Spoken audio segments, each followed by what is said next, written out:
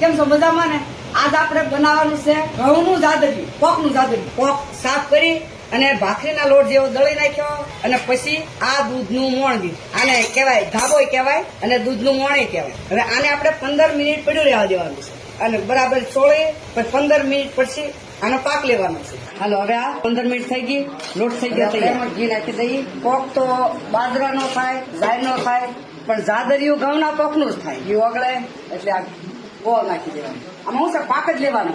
આપણે હુકડી કરીએ એ લોટ છે એટલે મસ્ત હુકડી થાય. આનો હું છે પાક જ લેવાનો.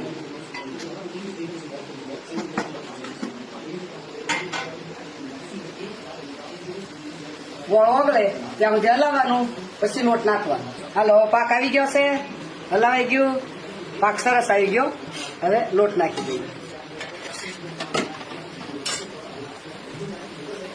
જોઈએ એમ લોટ નાખવાનો, થોડોક પડ્યો રહે એનો વાંધો નહીં. પાછા ઢેપલા પડવા પડે ને, વધારે લોટ થઈ જાય ઢેપલા ન પડે. થોડોક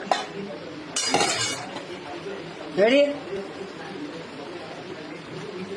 હાલો હવે આ ઢાળી દીધું, જાદરિયું થઈ ગયું તૈયાર. હવે ગરમ ગરમ જમવા બેસી જાવ. ગરમમાં વધારે મજા આવે.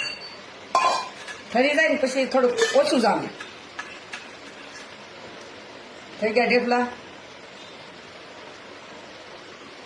રેડી. હાલો ગરમ ગરમ ખાવા.